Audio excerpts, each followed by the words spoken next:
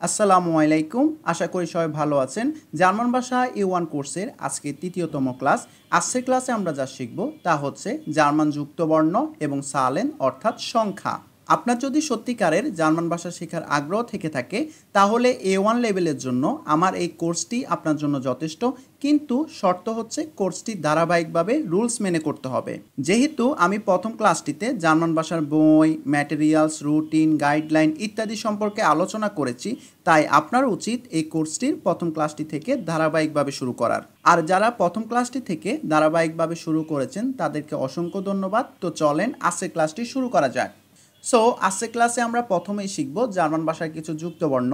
বাংলা ভাষায় যেমন যুক্তবর্ণ রয়েছে, জার্মান ভাষায় কিছু যুক্তবর্ণ রয়েছে। সো এগুলো হচ্ছে জার্মান ভাষার যুক্তবর্ণ। যেমন সে খা হচ্ছে জার্মান ভাষার একটি যুক্তবর্ণ। আমরা জানি যে যুক্তবর্ণর কাজ হচ্ছে যুক্তভাবে উচ্চারিত হওয়া। সো আমরা যদি কোনো বানানে শেখা দেখতে পাই তাহলে শেখাকে আলাদা আলাদা উচ্চারণ না করে দুটোটাকে একসাথে উচ্চারণ করতে হবে। শেখায়ের উচ্চারণ ক হয়, যেমন বে আ শেখা বাখ এ এন এন বাখ এন। ডে এ শেখা ডেখ এ এন এন ডেখ এন। এর পরে যুক্তবর্ণ হচ্ছে সেহায়ের উচ্চারণ কখনো খ হয় আবার কখনো স হয়, কিন্তু এখন প্রশ্ন হচ্ছে কখন খ উচ্চারিত হবে কখন স উচ্চারিত হবে। এর জন্য দুটি সূত্র রয়েছে। যেমন প্রথম সূত্র হচ্ছে সেহায়ের পূর্বে যদি আ ও উ থাকে তাহলে সেহায়ের উচ্চারণ খ হয়, যেমন নাখ, নখ, বেজোখ, মাখেন। এখানে চারটি শব্দের বানানে যে সেহা রয়েছে, এই সেহায়ের পূর্বে হয় আ অথবা ও অথবা উ রয়েছে, সেজন্য এই চারটি বানানে সেহায়ের উচ্চারণ খয়ের মতো হয়েছে। দ্বিতীয় নম্বর সূত্র হচ্ছে সেহায়ের পূর্বে যদি আ উমলাউট, ও উমলাউট অথবা উ উমলাউট থাকে তাহলে সেহায়ের উচ্চারণ স হয়, যেমন লাশেন, মস্টেন, খুশা। তৃতীয় নম্বর সূত্র হচ্ছে এছাড়া সর্বদা সেহায়ের উচ্চারণ স হয়, যেমন স্প্রেশন, মিলস, নিস্ট, মেশানিখা। সো সেহা যুক্ত বর্ণের আপনি শুধুমাত্র একটি সূত্রই মাথা রাখবেন। কোনো বাক্যে যদি সেহা থাকে, ওই সেহায়ের পূর্বে যদি আ ও উ থাকে তাহলে শুধুমাত্র সেহায়ের উচ্চারণ খ হবে, আর আ ও উ যদি না থাকে তাহলে সেহায়ের উচ্চারণ স হবে। এর পরের যুক্তবর্ণ হচ্ছে এস সে হা, এর উচ্চারণ স হয়, যেমন শুলে, ঠাসে, মেন্স। ঠে এস সে হা এ যুক্তবর্ণটির উচ্চারণ চ এর মতো হয় এবং চিকন করে সুর হয়, যেমন কোয়াটস, চুজ। ঠে ই ও এন এর উচ্চারণ তৎসিউন হয়, যেমন রেক্লামাৎসিউন, ইনফোয়ামাৎসিউন। আসলে এখানে সিউন উচ্চারিত হয়, কিন্তু সিউনের পূর্বে একটা ত এর মতো ধাক্কা দেয়, সেজন্য আমি তৎসিউন লিখেছি। রেক্লামাৎসিউন, ইনফোয়ামাৎসিউন।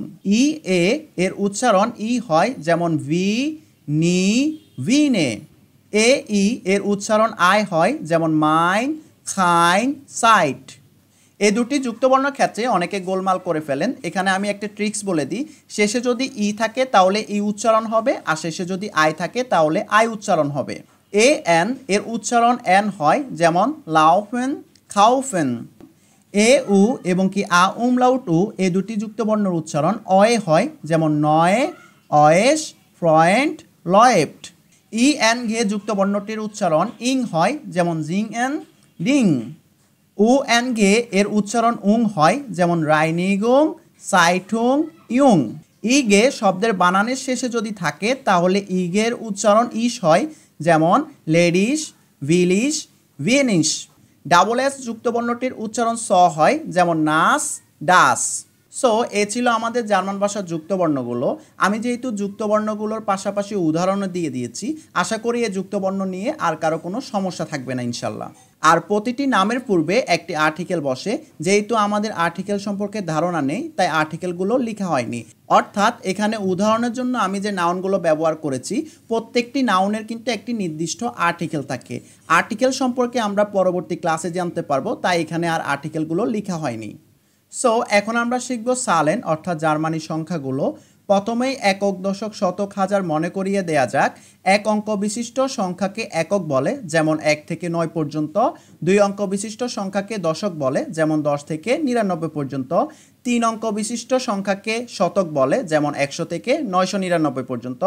4 অঙ্ক বিশিষ্ট সংখ্যাকে হাজার বলে, যেমন 1000 থেকে 9999 পর্যন্ত। এই একক, দশক, শতক কিন্তু সূত্রে ব্যবহার করব, তাই আগে থেকে বলে দিলাম। জার্মানি সংখ্যা 0 থেকে 12 পর্যন্ত ভালোভাবে মুখস্থ করতে হয়। 12 এর পর থেকে সূত্র ব্যবহার করে সহজে সংখ্যাগুলো গঠন করা যায়।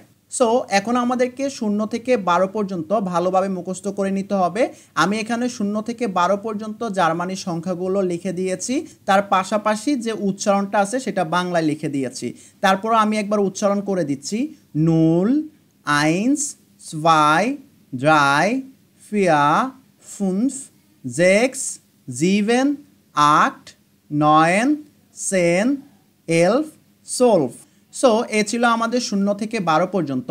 এখন আমরা শিখব 13 থেকে 19 পর্যন্ত। 13 থেকে 19 পর্যন্ত আমরা সূত্র ব্যবহার করে শিখব। সূত্র হচ্ছে 13 কিভাবে হয়। 10-এর সাথে 3 যোগ করে 13 হয়, সেজন্য 13 এর দশক সংখ্যা হচ্ছে 10 আর একক সংখ্যা হচ্ছে 3। সো এখানে সূত্র হলো একক সংখ্যাটি আগে বলতে হবে, দশক সংখ্যাটি পরে বলতে হবে। 13 এর একক সংখ্যা হচ্ছে 3, 3কে জার্মান ভাষায় বলা হয় ড্রাই, আর দশক সংখ্যা হচ্ছে 10, 10কে জার্মান ভাষায় বলা হয় সেন। সো আমরা ড্রাই এবং কি সেন যুক্ত করলে হবে ড্রাই সেন। এরপরে হচ্ছে 14, 14 এর একক সংখ্যা হচ্ছে 4, সেজন্য প্রথমে আমাদেরকে বলতে হবে ফিয়া, এরপরে দশক সংখ্যা সেন বলতে হবে, অর্থাৎ ফিয়া সেন। এরপরে 15 হচ্ছে ফোমসেন, জেকসেন। জেকসেনের ক্ষেত্রে 6 এর যে অ্যাসটা রয়েছে বানানে, সেই অ্যাসটা উঠে যায়, শুধুমাত্র জেকসেন হয়। এরপরে হচ্ছে জিপসেন, জিপসেনে জিবেনের ইয়ান উঠে যায়। এরপর 8 সেন, 9 সেন। সো এ ছিল আমাদের 13 থেকে 19 পর্যন্ত। এখন আমরা শিখব 20 থেকে 99 পর্যন্ত। 20 থেকে 99 পর্যন্ত আমরা সূত্রের মাধ্যমে শিখব। সো প্রথমেই 20 থেকে 29 পর্যন্ত শেখা যাক। ইংরেজিতে 21কে কিভাবে বলা হয়? 21।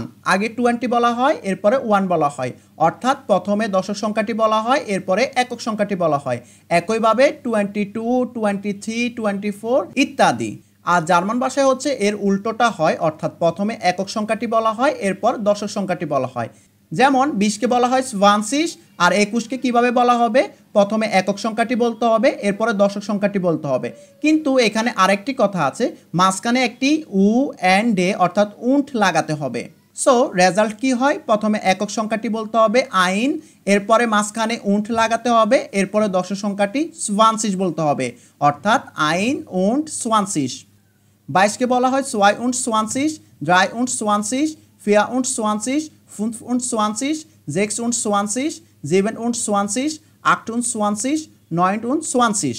সুতরাং এখানে যে সূত্রটি ব্যবহার করা হয়েছে, একক সংখ্যা উন্ট দশক সংখ্যা, অর্থাৎ প্রথমে একক সংখ্যা বলতে হবে, মাঝখানে উন্ট বসবে, এরপর দশক সংখ্যা বসবে।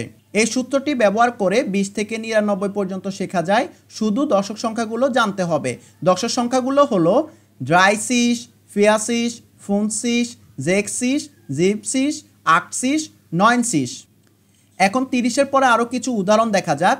31কে কিভাবে বলতে হবে? প্রথমে হচ্ছে একক সংখ্যাটি আইন বলতে হবে, এরপরে মাঝখানে উন্ট লাগাতে হবে, এরপরে 30 বলতে হবে, অর্থাৎ দশক সংখ্যাটি বলতে হবে ড্রাইসিস।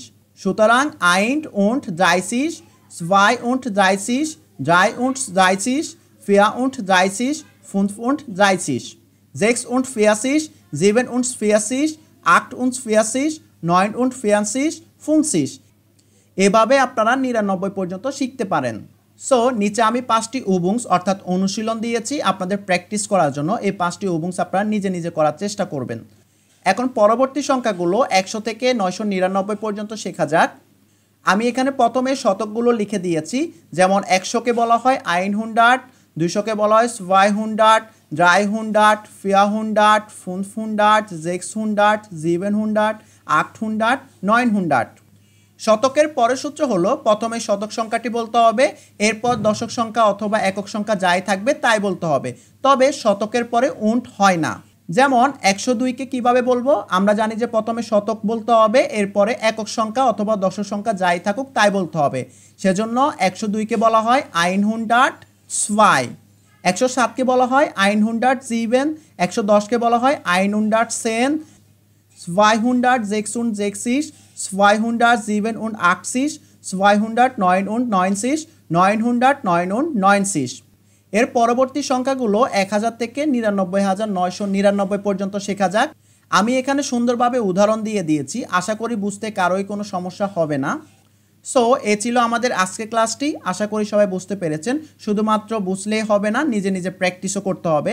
দেখা হচ্ছে পরবর্তী ক্লাসে। সবাই সুস্থ থাকবেন, ভালো থাকবেন। আও ভিডাজেন।